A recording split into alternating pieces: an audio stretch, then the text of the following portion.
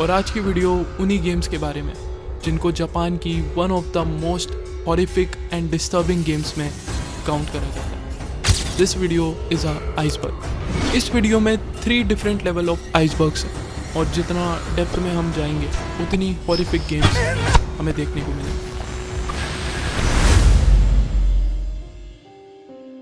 Japan को काफ़ी चीज़ों के लिए जाना जाता है, anime, culture, technology, but one more thing that truly defines Japan is there video games. ऐसी गेम्स जिनकी स्टोरी लाइन्स, कैरेक्टर्स इतने रो और इम्पैक्टफुल हैं कि एक बार खेलने के बाद ही तुम्हारे दिमाग में बस जाए। लेकिन इन्हीं गेम्स की कलेक्शन का एक डार्क कॉर्नर भी एग्जिस्ट करता है, एक ऐसा एक्सपीरियंस जहाँ पे गेम सिर्फ मज़े नहीं, एक खौफनाक एक्सपीरियंस भी साथ में पीछे छोड़ जाती है। गेम्स जो डिस्टर्ब करती हैं, शॉक देती हैं। और आज की वीडियो उन्हीं गेम्स के बारे में जिनको जापान की one of the most horrific and disturbing games में काउंट करा जाता है। This video is a iceberg. और अगर तुम्हें आइसबर्ग का मतलब नहीं पता तो सिंपल लैंग्वेज में आइसबर्ग यानी बड़ी सी बर्फ़ की चट्टान जो ओशन के बीच तैरती है। लेकिन मज़े की बात यह है कि ऊपर जो दिख रहा होता है वो आइसबर्ग का सिर्फ 10% ऑफ द पोर्शन होता है। बाकी का खौफ, असली डार्कनेस पानी के नीचे होती है। बिल्कुल इसी तरह कुछ वीडियो ऊपर से काफ़ी ज़्यादा नॉर्मल लगती है, पर जैसे जैसे तुम डेप्थ में जाते हो चीज़ें डिस्टर्बिंग हो जाती हैं। आइसबर्ग के सरफेस लेवल पे हॉरिफिक एक्सपीरियंस, मिड लेवल पे साइकोलॉजिकल हॉरर और डीपेस्ट लेयर जहाँ पे जाना हर किसी के बस की बात नहीं होती। इस वीडियो में 3 डिफरेंट लेवल ऑफ आइसबर्ग्स हैं और जितना डेप्थ में हम जाएंगे उतनी हॉरिफिक गेम्स हमें देखने को मिलेंगी। तो welcome to Japan's most disturbing video games iceberg. I hope तुम लास्ट तक ये वीडियो देख पाओ। I hope to see you there.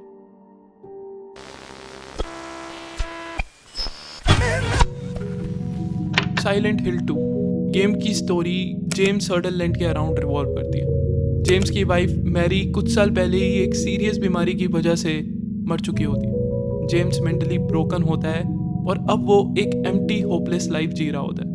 फिर एक दिन जेम्स को अपनी वाइफ मैरी का एक लेटर मिलता है और लेटर में लिखा होता है, I am waiting for you in our special place Silent Hill. James कहीं ना कहीं कंफ्यूज्ड और गिल्टी फील कर रहा होता है, पर फिर भी वो साइलेंट हिल जाने का डिसाइड करता है। साइलेंट हिल ऑब्वियसली एक नॉर्मल टाउन नहीं होता। ये टाउन इंसान के दिमाग, गिल्ट और पास्ट को मॉन्स्ट्रस फॉर्म में दिखाता है। जेम्स के अपार्ट साइलेंट हिल में उसे कुछ और कैरेक्टर्स भी मिलते हैं।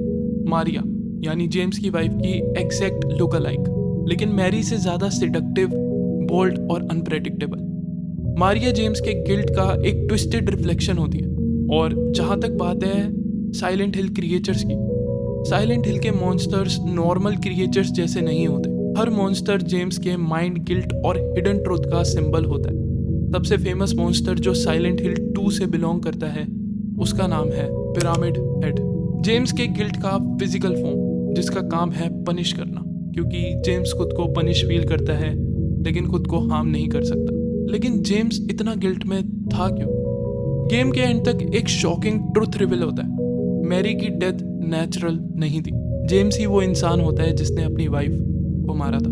गिल्ट, होपलेसनेस और कॉन्टिन्यूअस पेन देखकर वो मेंटली ब्रेक हो गया था। साइलेंट हिल ने जेम्स को इसलिए बुलाया ताकि वो अपने क्राइम, गिल्ट और सच को फेस कर सके। गेम के मल्टीपल एंडिंग्स है लेकिन सबका थीम सेम रहता है, जेम्स का गिल्ट और उसका struggle to accept the truth.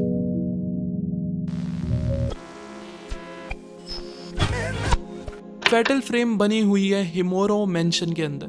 Game में you play as Miku Hinasaki जो अपने भाई मफायू को ढूंढने निकली है। Do you know what makes Fatal Frame so disturbing? तुम एंटिटीज से लड़ या भाग नहीं सकते।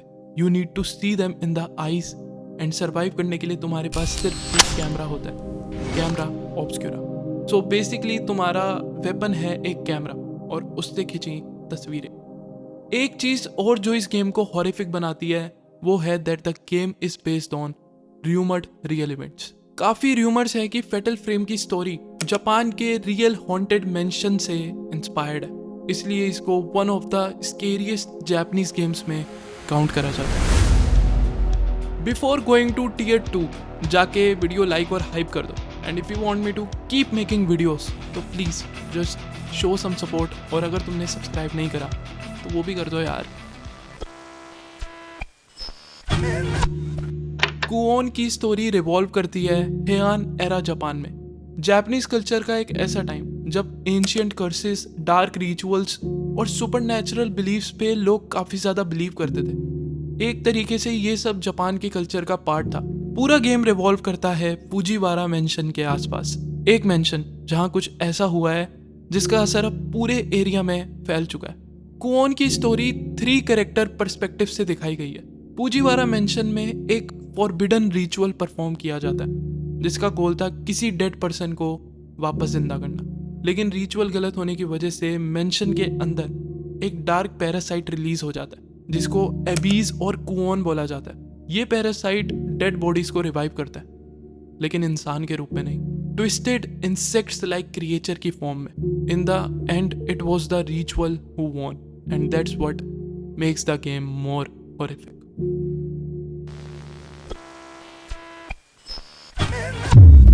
फॉरबिडन सायरन की स्टोरी रिवॉल्व करती है हनुदा नाम के एक क्रीपी आइसोलेटेड जापानीज विलेज के अराउंड।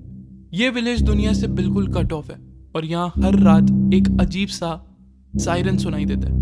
जब भी वो सायरन बजता है विलेज के लोग पागल जैसा बिहेव करने लगते हैं, जैसे किसी ने उन्हें पोजेस कर लिया हो।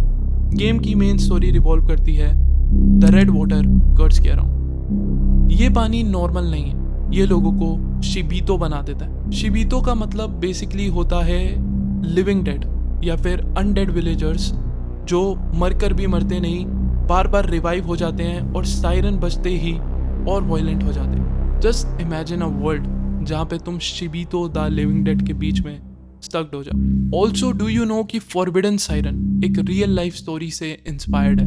अगर तुम्हें जानना है कैसे तो आई बटन पे आई वीडियो जरूर देखना।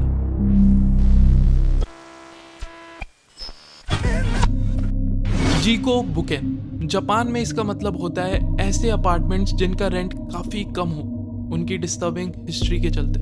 तुम गेम में एज अ यंग गर्ल खेलते हो जिसे उसके बॉयफ्रेंड ने अपार्टमेंट में मिलने बुलाया, लेकिन अपार्टमेंट पहुंच के वो डिस्कवर करती है कि वहां ना तो उसका बॉयफ्रेंड है और ना वापस बाहर निकलने का रास्ता। अब जिस लग्जरी अपार्टमेंट में तुम फंसे हो उसके मिरर में जब तुम खुद को देखते हो तो कोई रिफ्लेक्शन शो नहीं होती, और यहीं से तुम्हें अपने 7 टास्क पूरे करने होते हैं जो है एक डायरी के फटे हुए 7 पन्ने।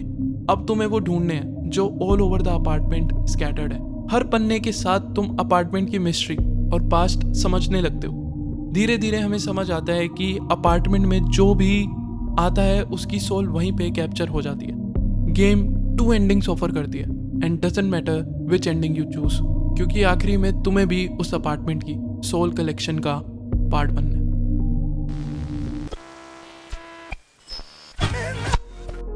आका मानतो, with this and last year of this video be prepared, क्योंकि यहाँ पे चीजें और ज्यादा इंटेंस हो सकती हैं। इस टीयर में सिर्फ एक गेम है क्योंकि कोई और गेम इतनी हॉरिफिक डिटेल्स होल्ड नहीं करती।